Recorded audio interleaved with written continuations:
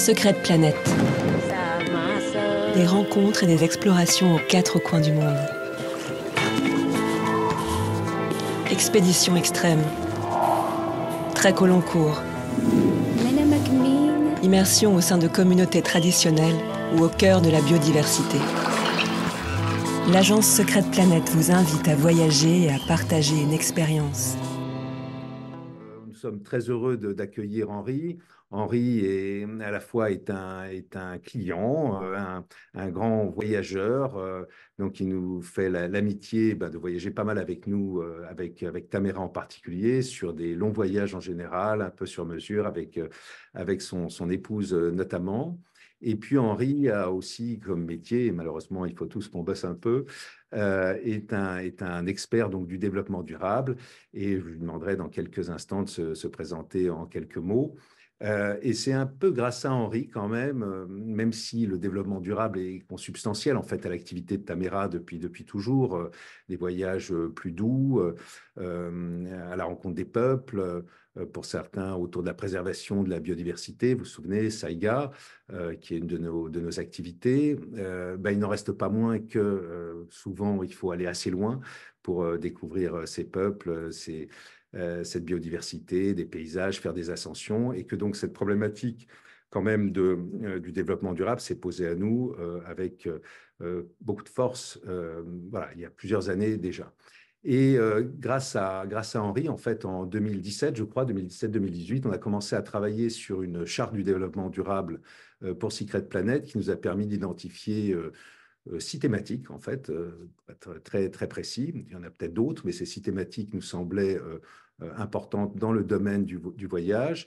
Et l'idée d'aujourd'hui, c'était de repasser à travers ces 6 thématiques et de voir un peu où le monde en est de ce point de vue-là, et de façon un peu plus zoomée, le monde du voyage. Et puis peut-être, j'en profiterai pour vous donner quelques éléments sur les démarches que nous, on met en œuvre.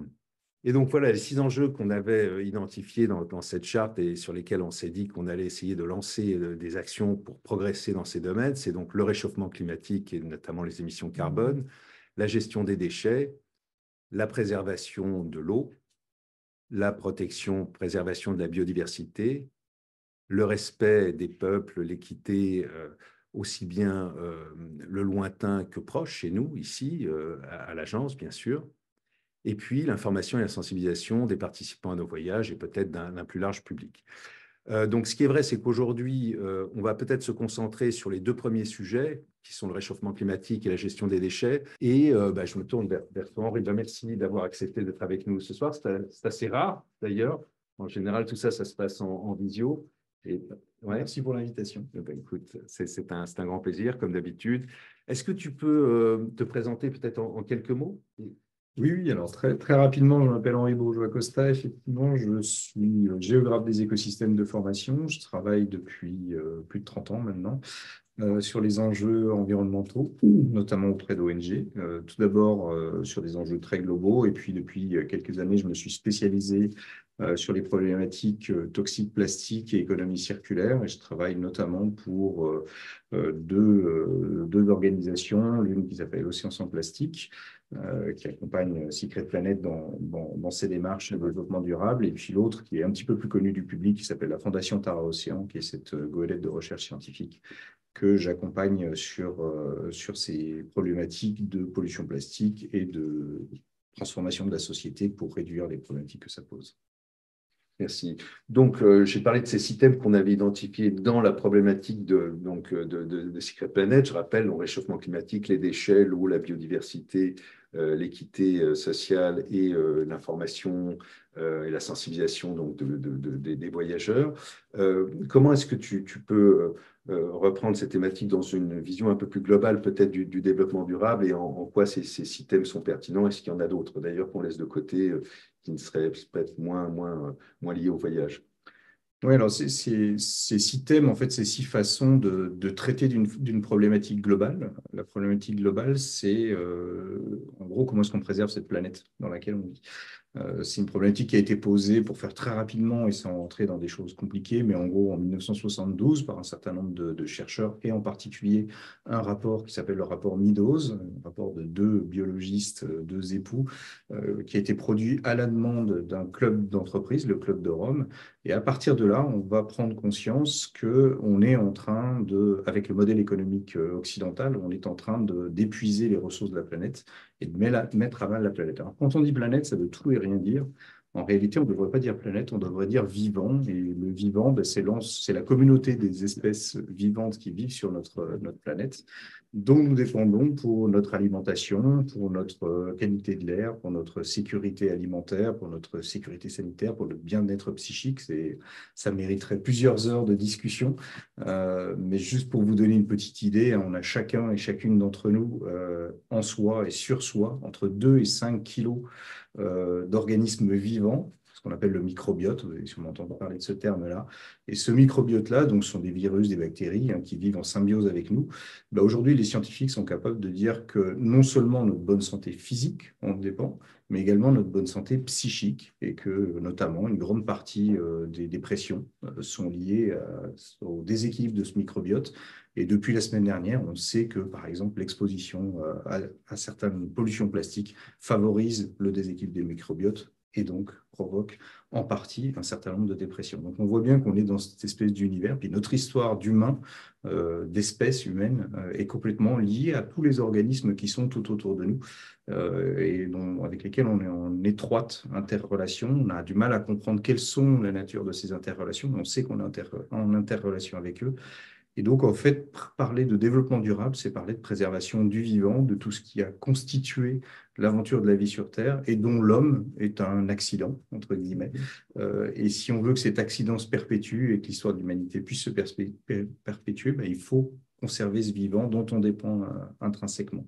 Donc, en fait, toutes ces thématiques, réchauffement climatique, toxique, pollution plastique, eau, en fait, c'est des thématiques qui doivent toujours ramener à ce sujet fondamental, c'est préserver le vivant. En fait, il n'y a pas de sujet climatique en soi. Le fait que la planète Mars se réchauffe n'est pas un sujet. Le fait qu'il n'y ait pas d'eau sur l'eau, ce n'est pas un sujet. Tout simplement, pourquoi est-ce que ce ne sont pas des sujets? Ben, tout simplement parce qu'il n'y a pas de vivant sur ces planètes. Et c'est un sujet chez nous parce que le réchauffement climatique affecte le vivant de plein de façons différentes, on en parlera. Et puis que la pollution des eaux affecte le vivant, que la création de déchets affecte le vivant. Oui, alors on peut déjà dire ce que c'est que le réchauffement climatique. C'est important de le poser parce que dans les débats qu'on entend, il y a beaucoup de choses irrationnelles et qui ne sont pas basées sur de l'écologie au sens scientifique du terme. Le réchauffement climatique, c'est l'humanité dans son aventure industrielle a extrait des ressources qui sont ce qu'on appelle le carbone géologique, donc le carbone qui est compris dans les roches, le charbon, le pétrole, les schistes, etc. Et brûler, en fait, pour créer de l'énergie. Et donc, ça a relargué du carbone dans l'atmosphère. Donc, il y a du carbone naturellement dans l'atmosphère, il y a du carbone naturellement dans les êtres vivants, il y a du carbone naturellement dans l'eau. Et en fait, ces trois carbones-là, en fait, interagissent en permanence. C'est-à-dire toute l'histoire de la vie sur Terre est faite d'interactions du carbone atmosphérique, hydrologique et biologique, sans que ça pose le moins de problèmes possible, sans que ça pose le moins de problèmes du tout.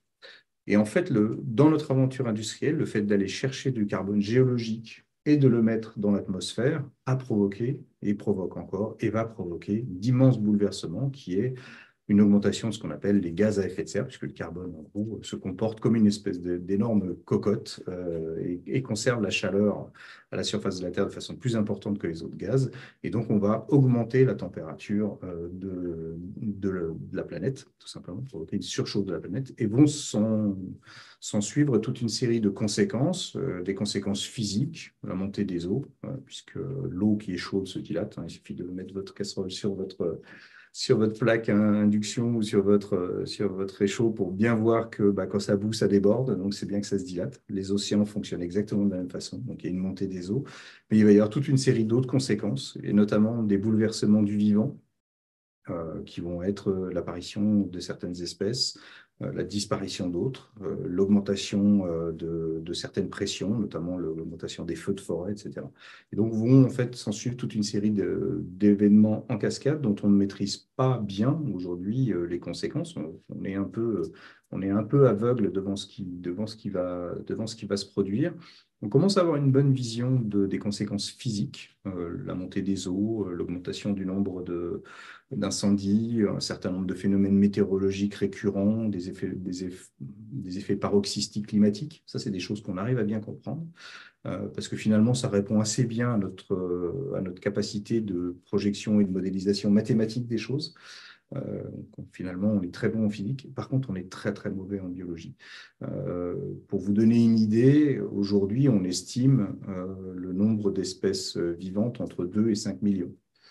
Donc, rien que cette estimation-là vous dit à peu près tout. C'est-à-dire qu'on n'est même pas capable de se projeter dans un nombre d'espèces, en gros, du simple à plus du double. Et vous imaginez bien que toutes ces espèces, elles ont des interactions. Nous, on dépend d'un certain nombre de ces interactions. Donc, se projeter dans l'effet du climat sur toutes ces espèces-là et sur toutes ces interactions, c'est évidemment une vue de l'esprit absolu. C'est impossible. Donc, c'est une grande inconnue. Et aujourd'hui, un des enjeux de la régulation et de la limitation des gaz à effet de serre, c'est justement réduire la quantité d'inconnus. C'est-à-dire, plus on réchauffe, plus on augmente le nombre d'inconnus.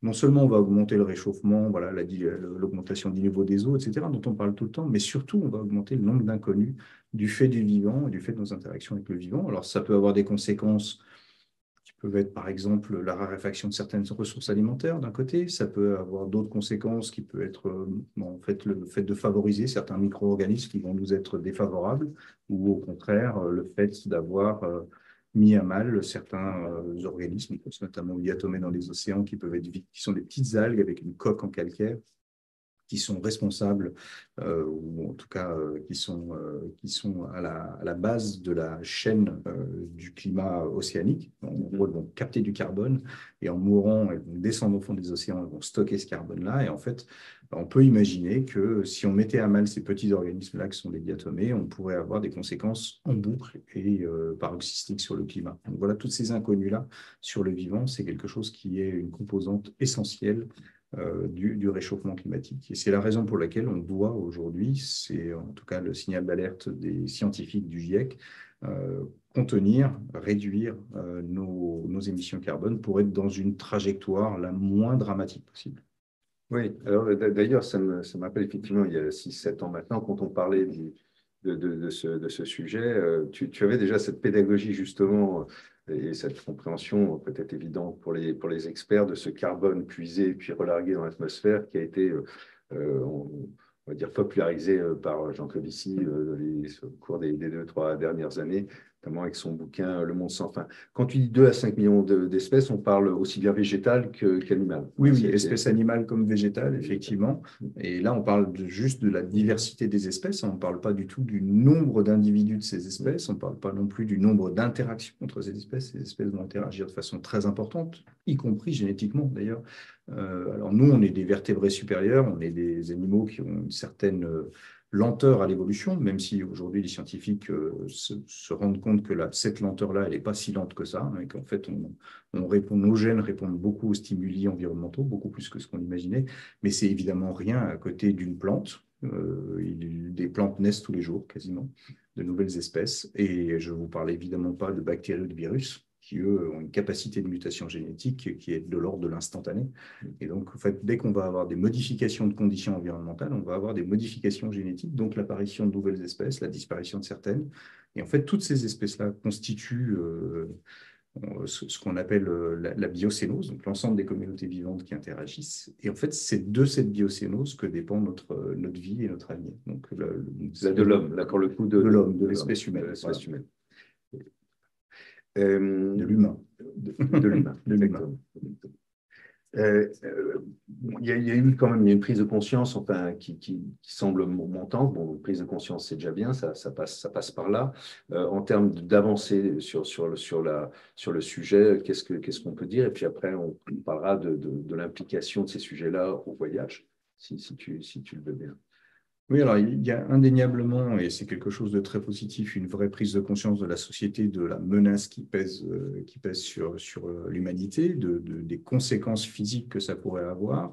La compréhension globale telle que je viens de l'expliquer sur les interactions avec le reste du vivant, avec le reste des écosystèmes, c'est encore quelque chose qui est un petit peu compliqué. On a encore à l'échelle de nos sociétés beaucoup de mal à faire le lien entre les différentes problématiques. On parlera après des déchets, on pourrait parler de la diversité des espèces, etc. Et on voit bien qu'on a encore un peu de mal, notamment moi qui travaille beaucoup avec les entreprises et beaucoup des grandes entreprises multinationales, on voit bien qu'il y a encore un chemin important à faire d'appropriation de cet enjeu.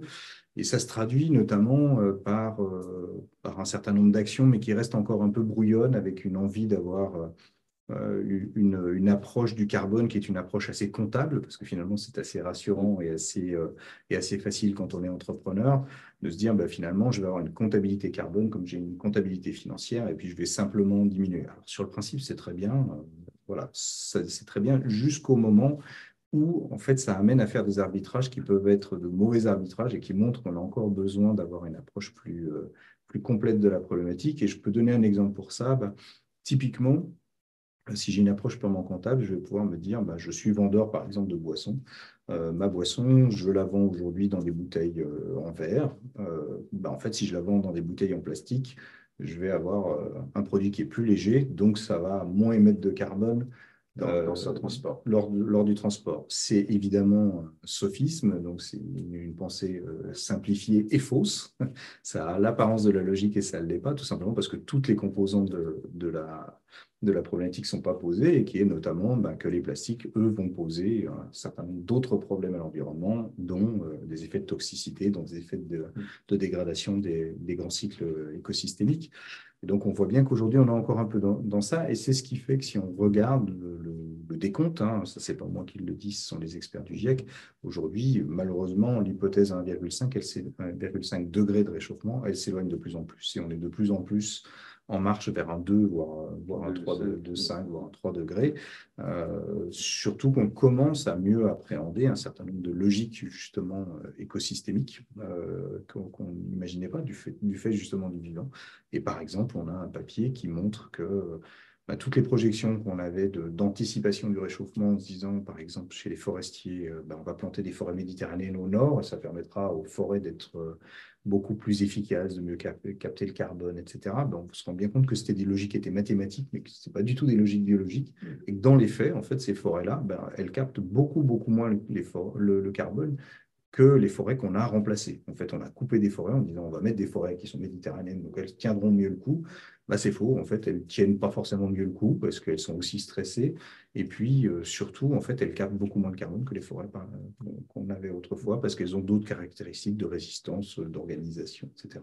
Et l'approche mécanique, justement, que tu décrivais, enfin, c'est intéressant justement par rapport à la stratégie de certains acteurs, justement, sur la compensation justement des émissions carbone. Donc, il y a une vision relativement mécaniste des choses, qui est de dire, on émet du carbone, on va planter ici de la mangrove ou d'autres forêts. C'est un peu ce que tu as expliqué là juste avant. Et puis voilà, et puis la chose est résolue, on peut continuer à polluer puisqu'on va en capter grâce à ce qu'on plante. Ouais. Alors, le phénomène de compensation de carbone, il part évidemment d'une bonne intention. Il ne s'agit pas de contester l'intention qui était initiale, mais c'est une double erreur scientifique.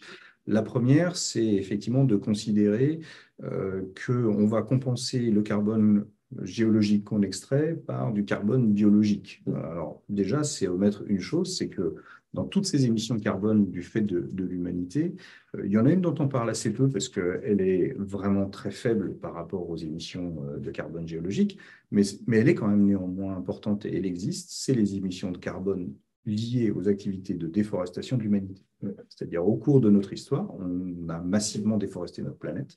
Et en déforestant notre planète, on a contribué aussi au réchauffement climatique. C'est-à-dire qu'on a émis du carbone dans l'atmosphère en brûlant les forêts, en détruisant les sols forestiers qui contiennent beaucoup, beaucoup de carbone, en épuisant les zones humides qui sont également des grands, grands puits de carbone. On a relargué dans l'atmosphère du carbone qui était du carbone biologique stocké dans le vivant. Donc on va dire que si aujourd'hui on était capable de replanter ces forêts-là, on ne ferait que compenser cette destruction-là, la destruction des forêts. On ne saurait en aucun cas compenser les émissions de carbone géologique. Ça, c'est déjà la première chose. Et puis, évidemment, la deuxième chose, c'est qu'une forêt, avant qu'elle capte du carbone, il faut un temps qui est infini. Donc, le côté mathématique il y a un tronc, donc il y a du carbone dedans, donc ça fait tant de kilos. C'est une vaste farce scientifique. Ça ne s'appuie sur rien du tout. Ce qui constitue l'essentiel de la captation carbone d'une forêt, c'est sa dynamique globale. Et sa dynamique globale, c'est d'avoir des sols riches, d'avoir des sols qui sont établis. Et ces sols-là sont des sols qui prennent plusieurs siècles, voire millénaires pour certaines forêts à se constituer. Donc, on n'est évidemment pas une plantation de peupliers ou une plantation même de mangroves ne va pas en 5, 10, 20, 30 ans capter les kilos de carbone qu'on prétend capter. Et c'est une approche qui est une approche peu humble de notre connaissance de la planète. C'est toujours un peu pareil. Et puis, c'est ce qu'on appelle le solutionnisme technologique, c'est-à-dire poser comme hypothèse que les problématiques que nous avons posées avec nos approches technologiques vont se résoudre par de la technologie, ce qui est d'ailleurs quand même pose un postulat un peu bizarre. Hein. On a créé des problèmes avec la technologie, on va les résoudre avec la technologie. Et c'est un peu tôt oublier justement l'ensemble de nos liens avec le vivant et puis cette humilité qui est nécessaire du fait de notre non-compréhension du vivant. Alors, une fois qu'on a posé ça, on pourrait se dire, bah, finalement, c'est quoi la solution? Il n'y en a pas. Si, il y en a. Alors, ces solutions un peu particulières, ces solutions qu'on dit basées sur l'économie circulaire. Alors, l'économie circulaire, vous en entendez malheureusement parler presque à chaque minute aujourd'hui dans notre société. Mais ce qu'on en pose chaque minute dans le débat public n'a pas grand-chose à voir avec l'économie circulaire telle qu'elle est posée dans ses fondamentaux. C'est en gros un concept qui naît dans les années 30 d'un économiste anglais qui s'appelle Kenneth Boulding, qui va être repris et développé par d'autres après. Mais cet économiste-là, il est assez amusant et assez précurseur, puisqu'en fait, il va se dire quelle est la problématique? La problématique, c'est que l'homme s'est extrait des grands cycles de la nature. Et pour que ça puisse fonctionner, pour qu'on puisse avoir une activité qui est pérenne, qui est durable, le concept de développement durable reprendra un peu ces logiques-là, et bien, en fait, il faut qu'on se réinscrive dans ces grands cycles-là. Et en fait, qu'est-ce qui caractérise la nature? C'est une certaine sobriété de consommation des ressources, sobriété de consommation d'énergie, et c'est avant tout une non-nocivité envers le reste du vivant. Donc, une fois qu'on a posé ces fondamentaux, on a vraiment le fondamental de l'économie circulaire, donc, qui n'a pas grand-chose finalement à voir avec ce qu'on en donne à penser aujourd'hui qui serait juste du recyclage. Bien que c'est très très loin de ça. Et donc ça veut dire avoir une certaine sobriété, le terme est lâché, je suis désolé, mais en tout cas sobriété de la consommation des ressources et de l'énergie, et puis une certaine précaution envers le reste de vivant, c'est-à-dire une réflexion sur les questions toxiques, ce qui nous amène d'ailleurs au sujet des déchets, puisque les déchets posent ces problématiques-là en particulier. Alors, avant de passer aux déchets, peut-être quelques secondes sur le voyage, l'application pour le voyage.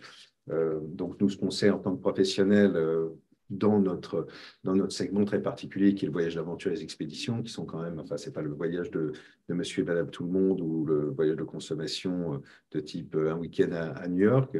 En gros, pour votre compréhension, 80% de l'empreinte carbone, puisque nous, on la calcule en fait depuis, on avait commencé les choses d'ailleurs ensemble depuis maintenant 2017-2018, pour l'ensemble de nos voyages, vous avez l'empreinte carbone, une estimation en tout cas la plus proche possible du voyage, et donc 80% en fait est lié au vol international. 80% des émissions carbone donc sont liées au vol international. Ça veut dire que il y a le vol international. Bon, quand on va, je sais pas moi, à Katmandou, c'est 2,5 tonnes de carbone aller-retour. Et après 20%, donc 500 kilos, en gros, ça va être les transferts. L'hôtellerie, on ne peut pas dire que ça émette beaucoup là-bas. Voilà. Donc l'enjeu, il est quand même beaucoup sur les vols internationaux. Bon, donc, ça, c'est l'impact pour nous. Ce que j'ai entendu aussi, c'est qu'il y a des sujets de réchauffement climatique qui peuvent impacter le voyage à travers des phénomènes climatiques. D'ailleurs, on l'a vu au Pakistan l'année dernière avec des inondations colossales. Et donc, beaucoup de groupes. C'est vrai qu'on a pas mal de programmes l'été là-bas, donc avec pas mal de voyageurs. Et effectivement, ça a posé quelques difficultés logistiques. Ça, c'est que du détail comparé à ce que les habitants, les Pakistanais eux-mêmes ont vécu au sud en particulier. Donc parler peut-être 2 minutes justement du réchauffement climatique, à la fois donc l'impact peut-être sur le voyage, les voyageurs, et puis quelle peut être la démarche des organisateurs de voyage et des voyageurs dans ce domaine. Oui, ben, en tant qu'organisateur de voyage ou en tant que voyageur, on est, comme tout humain, finalement, à la fois à la source de la problématique et victime de la problématique. Donc, c'est un cas, évidemment, qui est assez compliqué. Il y a pas globalement de solution possible à cette problématique-là qui ne soit pas une solution de société. Il n'y a pas un individu ou une entreprise ou un collectif qui va à lui seul et renvoyer les solutions à des seuls actes individuels, c'est évidemment une façon de biaiser la problématique. Donc ça, je pense que c'est un postulat qui est vraiment important. L'essentiel des solutions doit venir des décisions politiques, des décisions d'organisation de la société, c'est ça qui doit nous mettre en marche. Ça ne veut pas dire néanmoins qu'il ne faut rien faire. Donc effectivement, comme tu le dis Eric, bon, on est confronté au réchauffement climatique quand on est voyageur, donc on est aux premières loges, malheureusement, pour le constater. Moi, je dis sur un certain nombre de voyages constatés, hein, des grands glissements de terrain au Tadjikistan, des chaleurs extrêmes au Maroc. Enfin, voilà, c'est des choses qu'on voit. Je ne me pose pas en donneur de leçons en disant qu'il faut faire ceci, qu'il faut faire cela, mais chacun doit effectivement essayer de se mettre un peu en ordre de bataille. Et je crois d'ailleurs que Secret Planet a pris, enfin, je crois, je suis sûr, que Secret Planet a pris un certain nombre d'engagements qui sont complètement novateurs et uniques dans le secteur du voyage. Et peut-être que tu peux nous en dire un mot d'ailleurs. Oui, oui, bon, je te remercie. Effectivement, donc suite à l'établissement de cette empreinte carbone qu'on a établie pour chacun de nos voyages, on a été capable assez vite, en 2018-2019, de faire la somme des émissions en fait, de tous nos voyageurs. Donc, on ne parle pas des émissions carbone liées à l'agence, puisque ça, c'est tout à fait marginal. Et donc, on voulait s'attaquer évidemment au plus dur. On est des explorateurs, des gens d'expédition. Donc, quand c'est trop facile, ça nous plaît moyennement. Et donc, bah, cette somme, en 2019, fin 2019, ça représentait à peu près 3500 tonnes de CO2. Hein. C'est-à-dire, et donc, comme je disais, 80% des vols. Et donc, on a décidé en 2022, donc ça fait 2 ans maintenant, de s'inscrire dans une réduction globale de nos émissions carbone de l'ordre de 5% par an dans l'esprit des accords de Paris. Voilà, l'idée donc étant de faire autant, peut-être un peu plus même, avec moins. Donc ça effectivement, ça a des impacts assez intéressants parce qu'on a développé derrière des indicateurs de performance, ce point de vue-là, donc ce qu'on appelait l'intensité carbone, c'est-à-dire en gros, pour faire 1 € de chiffre d'affaires, combien est-ce qu'il nous faut de kilos de carbone quelque part. Un autre qui s'appelle l'efficacité carbone aussi, qui lui est plus lié à la création de valeur. Et ça nous permet en fait de travailler sur les éléments essentiels du modèle carbone, on va dire, d'un voyage, qui sont les vols d'un côté, on l'a vu, 80%, donc plus de vols directs, des vols un peu plus, on va dire, un peu plus intelligents, même s'ils ne sont pas directs. En tout cas, on ne va pas passer par Istanbul pour aller à Marrakech, par exemple. Et puis au niveau terrestre, l'idée, c'est qu'effectivement, quand on part, mais ça, on l'avait déjà, il faut savoir que la moyenne de jours de nos voyages, enfin, des voyageurs qui partent avec nous, c'est de l'ordre de 19 jours, et ce qui est assez élevé pour la profession. Et donc, l'idée, c'est de continuer à accroître un peu ce nombre de jours dans une logique évidemment, que quand on part loin, autant partir voilà, pour plus de temps. Et donc, on essaye de développer d'autres logiques où d'ailleurs, si les personnes ont envie de faire 2 voyages, ils peuvent rester 2 mois quelque part en télétravail, c'est ce que la technologie permet aujourd'hui, et puis pas prendre un autre aller-retour, et puis 1 mois peut-être ou 2 semaines plus tard, et on a eu ces demandes. Il n'y en a pas beaucoup, il faut reconnaître, peut-être 1 ou 2, mais c'est assez intéressant parce que donc, du coup, elle enchaîne derrière la personne, le voyageur, elle enchaîne avec un autre voyage. Bon. Donc, on a travaillé sur ces sujets. Bon, est-ce que, voilà, évidemment, c'est très ambitieux, mais bon, jusque-là, par rapport aux 3500 tonnes dont je parlais en 2019, aujourd'hui, alors c'est vrai que le Covid est passé par là, donc on est pas mal redescendu, mais nos indicateurs, en tout cas de performance, sont plutôt en forte amélioration. Donc, je vous renvoie sur notre site internet et puis on va communiquer un peu dans les mois à venir sur 2023, sur le bilan 2023 de nos émissions carbone. Très bien. C'est vrai que c'est un enjeu qui est individuel, c'est un enjeu qui est collectif, et c'est ça qui est intéressant, c'est de voir comment est-ce qu'on peut repenser le voyage à son échelle personnelle. Évidemment, les voyages à l'autre bout du monde pour quelques jours, semble aujourd'hui devenu complètement aberrant. C'était une pratique qui était finalement assez courante, il n'y a pas si longtemps que ça. Et peut-être que la norme demain, ça sera beaucoup moins voyager, mais voyager beaucoup plus longtemps, avoir des expériences beaucoup plus riches. Et puis donner du sens au voyage, c'est ça qui est important. Le voyage, pour moi, il est essentiel à titre personnel. Je pense qu'il est essentiel globalement pour la société. Il a d'ailleurs toujours existé, hein, ne nous trompons pas. Ce n'est pas nos sociétés modernes qui permettent le voyage. Il suffit de se pencher un peu sur ce qu'étaient les aventures humaines au Moyen-Âge pour se rendre compte que les populations circulaient dans tous les sens de l'Europe et bien au-delà. Les Grecs. Et les Grecs. Les Troyens. Etc., etc. Donc c'est quelque chose qui est intrinsèquement lié à l'aventure de l'humanité et qui le restera. On a des moyens de déplacement qui sont fantastiques, qui sont rapides. Il faut les utiliser à bon escient et pour des expériences qui le méritent. Absolument. Et ben, d'ailleurs, une des choses d'ailleurs qui a eu le plus d'impact probablement, c'est on a arrêté de proposer des voyages en moins de 14 jours d'ailleurs. Et ça a eu un impact visible sur les 2-3 dernières années. Donc, il n'y a plus de voyage d'une semaine, comme vous le savez, chez Secret Planète. Globalement, quand on parle de déchets aujourd'hui, on parle beaucoup de plastique, pas parce qu'on fait une fixation dessus, mais parce qu'il constitue l'essentiel des déchets qui sont produits par l'humanité actuellement. Le plastique, c'est une grande famille de matériaux, c'est quelque chose de très, très complexe, mais c'est aujourd'hui des matériaux qui affectent le vivant de plein de façons différentes. En tant que déchet, évidemment, mais pas seulement. Notre vision de la problématique, elle s'est assez élargie aujourd'hui.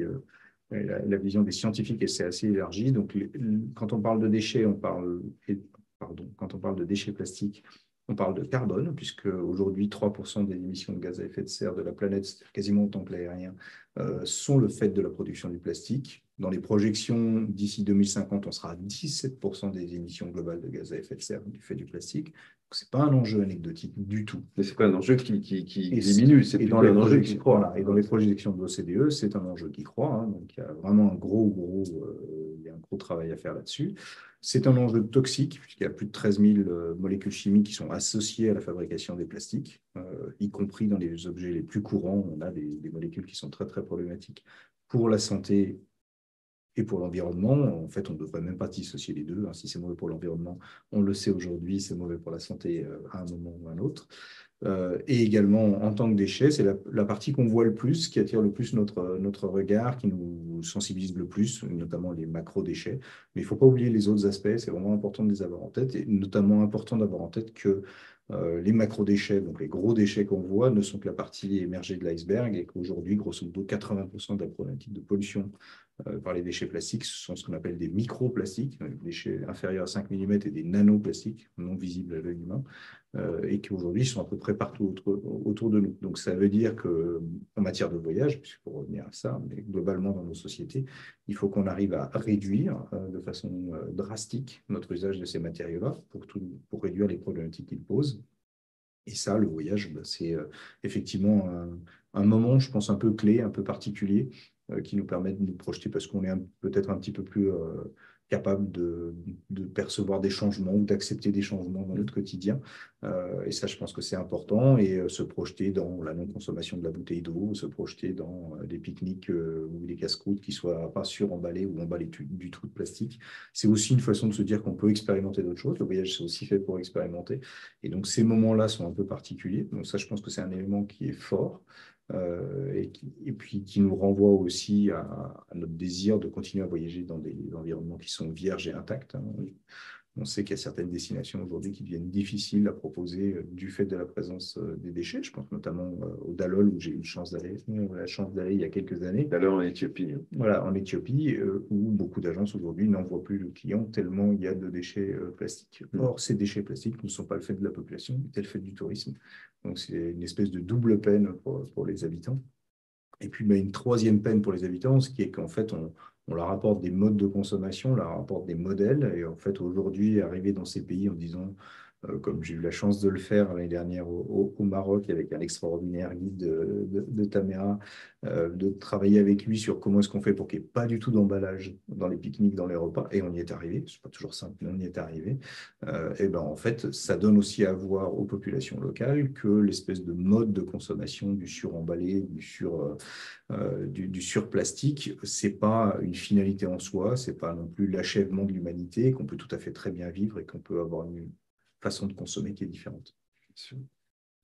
sur les impacts, enfin, l'un des sujets des déchets dans ces zones, qui sont en général des zones quand même à plus faible pouvoir d'achat, celles dans lesquelles on voyage, il y a l'enjeu du recyclage également. Et donc il y a un certain nombre peut-être, il y a quelques catégories de déchets, peut-être qu'on peut venir sur une espèce de recommandation, un peu de conseils aux voyageurs, pas façon MAE, mais voilà. Oui, Sur l'économie circulaire et puis voir un peu comme ce qu'on peut faire. Nous, par exemple, on a travaillé, mais c'est donc du a posteriori, deux choses peut-être. La première chose, c'est que je pense qu'il y a quand même une conscience de plus en plus des voyageurs. Enfin, moi, ceux que j'accompagne ou sur certains sites, même si certains sont pollués, globalement, nos voyageurs sont quand même de plus en plus éduqués. Je pense aux Occidentaux en particulier. Parce que peut-être que pour les Chinois, enfin, je pense aux Algériens dans le Grand Sud algérien, enfin, c'est quand même eux aussi qui sont des touristes dans leur pays, mais je veux dire, mais qui globalement ont peut-être moins de sensibilisation justement à ces sujets-là. Et donc, donc, d'une part, je pense qu'il y a une prise de conscience, peut-être pas encore assez importante, mais et après, il y a effectivement ce qu'on a mis en place sur certaines collectes des déchets à haute altitude, mais ça, je les vois aussi sur les camps de base, sur les camps d'altitude, au Denali, où il y a d'ailleurs une réglementation très stricte en Alaska, mais de plus en plus quand même un peu partout. Les Chinois aussi, il y a une taxe, par exemple pour l'Everest versant tibétain, il y a une taxe qui est assez importante, et même une espèce de caution qu'on laisse et qui est remboursée donc à la descente. Qui existait à l'époque au Mustang. J'ai voyagé au Mustang avec Tamara il y a plusieurs décennies et je me souviens d'un exemple qui m'avait marqué parce que je le trouvais très riche d'enseignements où en gros on faisait vider le sac à dos du voyageur et les bagages de l'équipe et l'administration du Mustang comptait le nombre d'emballages et c'était $50 d'amende à chaque emballage manquant à la fin du voyage où on avait le même dispositif. J'ai trouvé ça absolument génial. Je vous promets que quand il en manquait un, l'équipe en recherchait un autre pour le remplacer, il n'y avait pas de problème. Donc il y avait une forme de neutralité déchets. C'était assez intéressant. Donc effectivement, il y a plusieurs types de déchets peut-être, et donc qu'est-ce qu'on peut faire avec aussi, et quels peuvent être les bons réflexes en voyage. Ouais, alors le fondamental de l'économie circulaire, hein, c'est évidemment la réduction, donc tout ce qui peut être évité comme déchet doit l'être, c'est vraiment l'essentiel. Pour une bonne raison, c'est qu'il n'existe pas de mode de traitement qui soit neutre.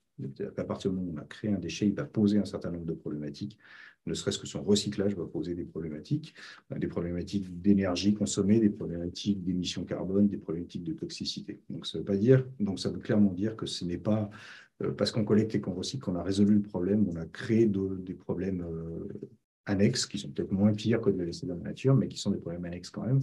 Donc vraiment, on insiste d'ailleurs, si je citais Denis Mideau au début, je pourrais le reciter là, on lui a posé la question l'année dernière de redéfinir l'économie circulaire, et sa réponse était « reduce, reduce, reduce ». Et en fait, en fin de course, si vous constatez que vous n'avez pas réussi à réduire, remettez-vous à l'ouvrage si vous n'avez pas bien fait, réduisez encore. Donc, c'était assez amusant la façon dont il le présentait. Donc, il y a vraiment, faut avoir ça en tête, en particulier tout ce qui peut avoir une certaine toxicité. Le problème, c'est qu'en tant que consommateur, on ne sait pas. Par exemple, un pot de yaourt, ça a l'air complètement anodin. En fait, c'est un plastique qui est ce qu'on appelle un plastique styrénique. Et ces plastiques ont une toxicité environnementale et sanitaire qui est monstrueuse. Donc, vraiment, la prévention et la réduction est importante. Éviter au maximum d'avoir des déchets qui ne sont pas traités par le pays.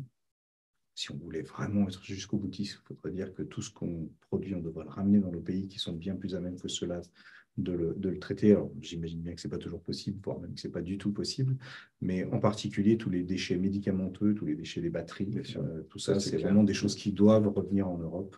Déjà chez nous, dans les pays développés, on ne sait pas très bien gérer ça, mais on le fait beaucoup mieux que dans les pays en voie de développement, donc ça, c'est vraiment fondamental. Et puis, oui. Les bouteilles plastiques, par exemple, tu disais qu'en France, c'est que 30%, je crois. Non, 20, 30%, oui, je sais pas où on en est actuellement. Le recyclage, c'est effectivement, alors les chiffres officiels, c'est 1 sur 2. Si on creuse un petit peu, on est à grosso modo un peu moins que ça. Voilà, c'est ça. Alors là-bas, c'est même pas la peine. C'est même pas la peine de l'imaginer. Aujourd'hui, on commence à avoir un certain nombre de travaux scientifiques qui font la démonstration d'une certaine toxicité de ces bouteilles-là recyclées. Donc, ce n'est pas forcément non plus quelque chose d'idéal. Et puis, vous avez peut-être vu passer dans la presse la semaine dernière 2 études qui ont fait la démonstration de la contamination à l'extrême de l'eau qui est contenue dans les bouteilles par des nanoparticules de plastique. Donc, le côté sanitaire de l'eau en bouteille, vous avez peut-être vu passer d'ailleurs hier de nouveaux papiers sur l'eau qu'on consomme en France d'une ou 2 grandes marques bien établies chez nous. Notamment. Voilà, cette grande entreprise en particulier, avec, on va dire, une certaine liberté vis-à-vis de la réglementation et de la potabilité de l'eau. Donc, il faut pas. Il y a un gros travail qui a été fait par les producteurs d'eau, d'ancrage dans nos esprits de cette idée d'une eau pure, saine, irréprochable. Moi, j'ai vu au-delà de ça des choses assez amusantes, notamment en Inde, avec des gens qui remplissaient les bouteilles d'eau minérale et qui ressoudaient la petite collerette. Voilà. Donc, bon, je pense que globalement, c'est beaucoup plus simple d'avoir une gourde et un mode de traitement d'eau personnel, son propre filtre, ses propres pastilles de micropure. C'est beaucoup plus fiable, beaucoup plus sain et beaucoup moins générateur de déchets finalement que les bouteilles qu'on a tendance à consommer quand on est en voyage en se disant que ça va être plus tranquille. Très bien. Henri, merci pour cet éclairage. On va prendre quelques questions. Maintenant, je vous propose, il est 7h moins le quart. Il faudrait privilégier les voyages en train qui sont paradoxalement plus chers que les voyages en avion. Oui, bien sûr, mais ce n'est pas possible partout. Alain, merci. Et peut-être que tu peux reprendre l'exemple du Maroc. Et ce serait intéressant d'avoir votre retour là-dessus. Mais bon. Non, ouais, effectivement. Alors, vous avez tout à fait raison, Alain. Le voyage en train doit être privilégié. C'est un mode de déplacement qui est bien moins émetteur de gaz à effet de serre et bien moins problématique globalement pour la planète. C'est évidemment, tu as raison, Eric, pas toujours possible partout. Un Katmandou en train, ça reste un projet et seulement un surtout projet. La Russie actuellement. Voilà, exactement. Donc bon, mais ceci dit, c'est pas parce que c'est compliqué qu'il faut pas faire l'effort de le faire. En travaillant sur le voyage au Maroc de cet été, on s'est rendu compte que finalement, parfois, il y avait des choses qui, par habitude ou par impensé, on ne faisait pas. Et par exemple, faire une grande traversée de l'Atlas, c'est possible en faisant un train ferry-train. Au départ de Lyon, par exemple, on a un ferry qu'on va attraper à Marseille et aller jusqu'au Maroc. Et puis après, on a une ligne de train qui est de qualité. En tout cas, c'est ce qu'on a constaté et qui permettrait de faire ce type de voyage-là sans prendre l'avion. Donc, on peut aller au Maroc sans prendre l'avion et on va essayer de travailler là-dessus. Ouais. Exactement, on peut aller dans le nord de l'Europe en train. Là, pour le coup, c'est encore plus facile. Ça pourrait l'être encore plus. Hein. On est bien d'accord qu'il y a une question de prix, il y a une question d'infrastructure, il y a une question de cadence, il y a toutes les questions d'organisation de société. Mais on voit bien que ça bouge. Les trains de nuit réapparaissent. Il y a des obligations européennes là, qui vont être posées très prochainement et qui vont contraindre les États à proposer un certain nombre de lignes nocturnes, donc ils vont encore faciliter la pertinence de ce voyage de train. Donc oui, vous avez tout à fait raison, le train doit être privilégié autant que faire se peut. Certaines compagnies aériennes ont commencé à supprimer l'usage unique en matière plastique. Ben, c'est une très bonne nouvelle, effectivement. C'est un constat qu'on fait assez globalement. L'usage unique, c'est grosso modo 45%, 47% des déchets plastiques. Donc, c'est vraiment quelque chose de significatif.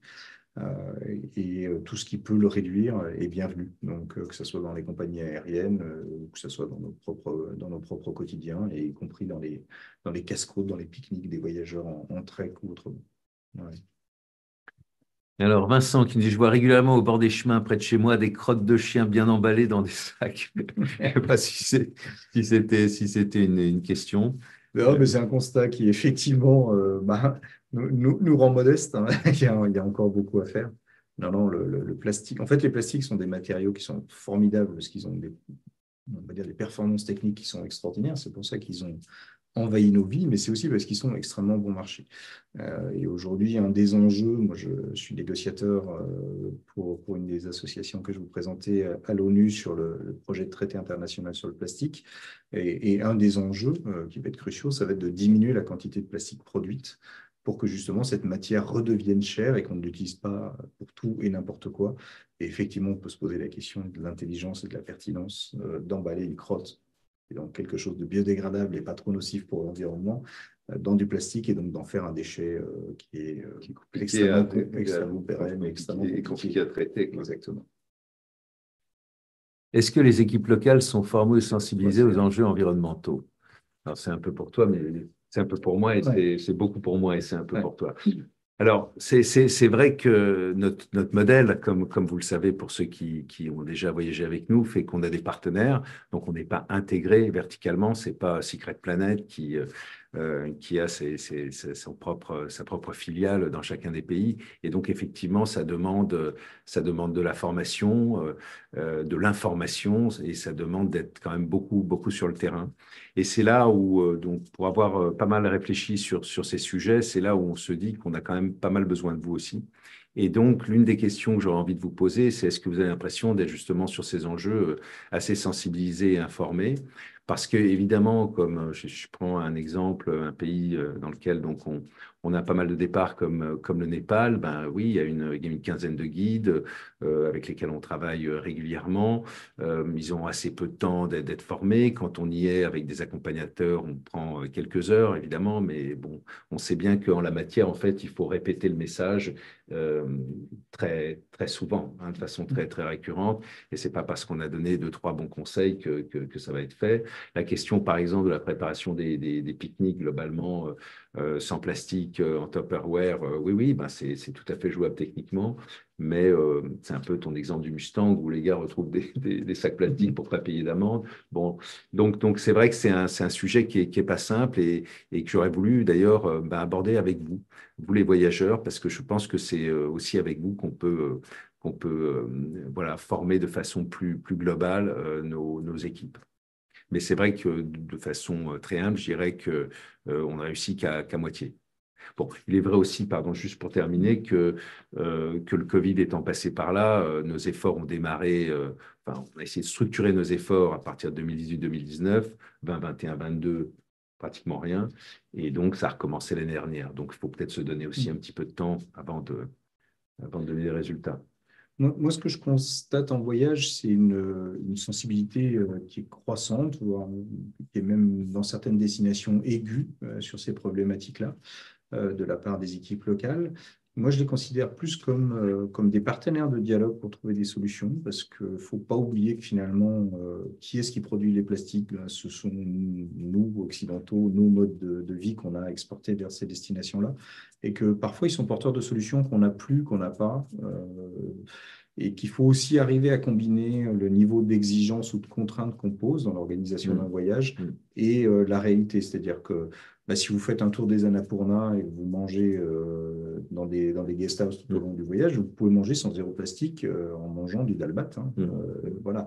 Par contre, si vous commencez à exiger du coca sans plastique, ça va commencer à être quelque chose qui est extrêmement compliqué. Et finalement, vous allez mettre les équipes locales dans des contraintes qui sont insolubles, qui est comment est-ce qu'on fait une reverse logistique avec du coca en bouteille en verre. Enfin, dans ces destinations-là, ça ne s'y prête pas, c'est compliqué, ça voudrait dire des transports à dos d'hommes de charges qui sont intenables, etc. Donc, il y a un moment, il faut aussi qu'on arrive à réfléchir ensemble à toutes ces problématiques-là. Typiquement, un voyage, un tour des Annapurna, boire du coca, je pense que si on peut l'éviter, on évite la problématique tout court, et puis finalement, le coca, on boira en rentrant chez nous, c'est pas plus compliqué. Comment mesurer l'impact sur l'environnement, enfin, sur la biodiversité dans des endroits très sensibles au surtourisme, par exemple la banquise? Donc, comment mesurer en fait l'impact sur la banquise, par exemple, du surtourisme, quoi? Alors, il faudrait définir le surtourisme, ce qui est déjà une mission très compliquée, surtout dans les environnements où il n'y a par nature pas l'homme, la banquise. Dans la banquise en particulier, la banquise, moi je pense que la question faisait référence probablement à l'Antarctique, parce que la banquise qui est plutôt effectivement l'Arctique, bon, c'est vrai que là, bon, théoriquement, et en plus, de plus en plus, elles font l'été, bon, donc elles disparaissent, donc ça nettoie un peu tout dans l'océan. Et je pense qu'il y a beaucoup d'articles ces derniers temps sur justement les gros bateaux qui viennent sur la péninsule antarctique notamment. Oui, ben ce surtourisme, alors j'insiste, c'est toujours difficile de définir un surtourisme, surtout à des endroits où par nature il n'y a pas l'humain. Il y a forcément plein de sortes d'impacts différents. Les émissions de carbone, c'est les premières. Les interactions avec les autres espèces, les espèces animales qui sont emblématiques et qui sont attractives en sont aussi et demandent de gros efforts de formation des voyageurs. pour être le sujet d'ailleurs d'une autre conférence, hein, les relations avec le vivant. Et puis les déchets, évidemment. Alors, comment est-ce qu'on réduit ça? Évidemment, sur le carbone, c'est très compliqué. Ces voyages-là sans carbone ne sont pas envisageables aujourd'hui. Donc, ça ne doit pas être des voyages qu'on fait à la va-vite. Ça ne doit pas être des voyages qu'on fait pour une semaine. Ça ne doit pas être des voyages, on ne doit pas les multiplier. On ne doit pas les multiplier à l'infini dans une expérience de vie. C'est 3 voyages par an, quoi. 3 voyages par vie, pardon. Par vie, ouais. De ce type-là, ça devrait peut-être même n'être qu'un en partie. Ça, c'est évident. C'est des voyages de privilégiés aussi. Il faut aussi avoir ça en tête. Et puis sur les déchets, il n'y a pas de discussion possible. Aujourd'hui, il y a une notion qui est très intéressante, justement, après le rapport Meadows et après la conférence de Stockholm qui a suivi la production de ce rapport, a commencé à émerger un concept dont vous avez sûrement entendu parler, c'est ce concept de limite planétaire. Vous en entendez sûrement beaucoup, beaucoup parler. Et il y a une limite planétaire particulière qui est une limite planétaire qui est définie autour des éléments exogènes, c'est-à-dire que les éléments que l'homme a créés de toutes pièces. Donc, dedans, on va mettre les plastiques, on va mettre les organismes génétiquement modifiés, on va mettre les radioéléments, etc. Et en fait, c'est la seule limite planétaire que les scientifiques ont considérée comme devant être à zéro. C'est-à-dire que ça n'a rien à faire dans la nature, donc on ne doit rien émettre. En fait, si on veut respecter le vivant, respecter la planète dans laquelle on est, il n'y a pas de quantité d'émissions acceptable. Donc, ça veut dire que quand on va dans ces endroits-là, évidemment, tous ces éléments exotiques que sont le plastique, etc., il ne doit pas y en avoir. Comment l'innovation technologique peut-elle soutenir le développement durable dans l'industrie du tourisme? Bon, donc l'innovation technologique, c'est un peu le tout technologique dont on parlait, c'est-à-dire que beaucoup de personnes globalement et de voyageurs espèrent qu'effectivement tout ça va se régler par des avions bas carbone, puisqu'on a dit 80% pour ce qui est de l'international, c'est un sujet d'aérien. Bon, donc il y a le principe de précaution, quoi. C'est un peu à ça que… Oui, alors l'idée n'est pas de rejeter la technologie, hein, c'est évidemment pas le propos, et évidemment si la technologie arrive à nous permettre de réduire nos émissions, elle le fait déjà, hein, puisque les avions aujourd'hui consomment moins qu'il y a 10 ans, etc. C'est toujours bienvenu. L'erreur serait de croire que la problématique n'est soluble que par la technologie et qu'elle… et à la limite, ce serait presque un drame que la technologie résolve, par exemple, ces questions de carbone, parce que ça voudrait dire qu'elle ne nous permettrait pas de nous rendre compte de l'ampleur de notre impact et de la diversité de nos impacts sur l'environnement. Circuler en voiture, si je peux prendre un exemple pour sortir un peu de l'aérien, par exemple, la voiture électrique, on pourrait se dire que c'est une façon d'avoir résolu la problématique. En fait, c'est absolument pas une façon d'avoir résolu la problématique pour plein de raisons. La première, c'est que une voiture, ce n'est pas qu'un problème de carbone, déjà.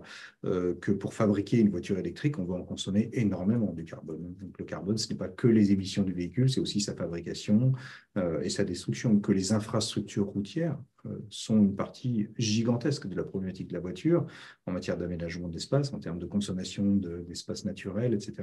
Donc, si on met bout à bout tout ça et qu'on n'a qu'une approche technologique, on crée la voiture électrique, on a le sentiment d'avoir résolu le problème. En fait, non seulement on ne l'a pas résolu, mais on ne s'est pas donné le temps de résoudre l'ensemble des problématiques que posait la voiture.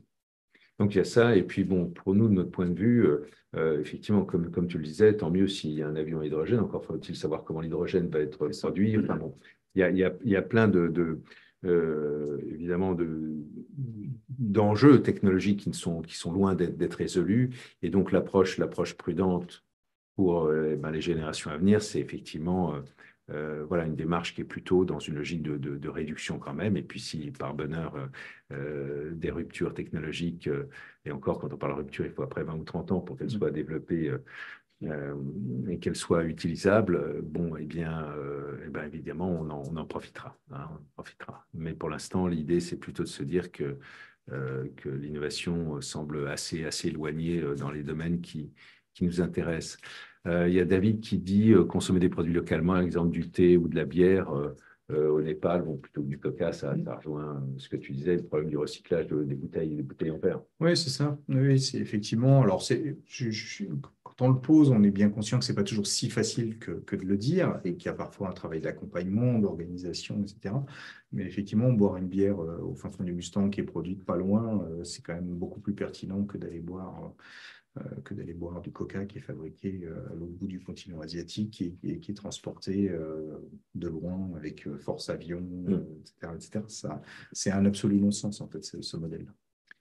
Pascal, qui propose évidemment de traverser les océans pour aller faire un trek en Amérique du Sud ou ailleurs. Bon, ça, on est très, très, très, très preneur. Hein. On le développe quand vous voulez. On peut faire plein de sur-mesures là-dessus. Pour ceux qui veulent partir 6 mois, 1 an, 10 ans, on est à votre disposition. On a toutes les ressources.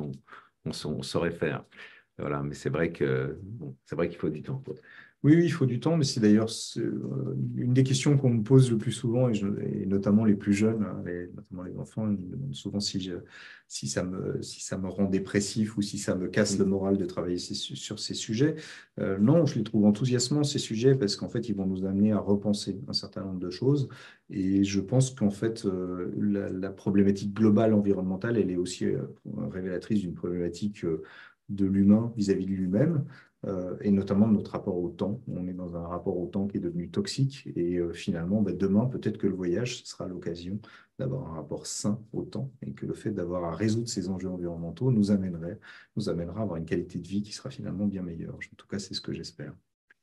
Eh bien, Henri, merci pour ces mots qu'on va prendre comme des mots de conclusion. Il est 19h02. Merci vraiment d'être venu nous voir, d'avoir répondu à nos questions. Et puis, en fonction des retours qu'on aura, peut-être que tu pourras revenir pour qu'on traite les autres sujets, avec grand notamment plaisir. Biodiversité, d'eau. Hein.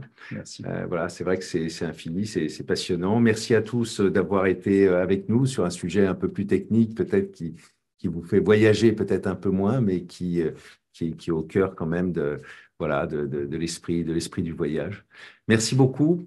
Et donc, à très bientôt. Prochain, c'est donc, on a dit, le 6 mars, voilà, sur les Seven Volcanic Summit. À bientôt. Merci à tous et tous.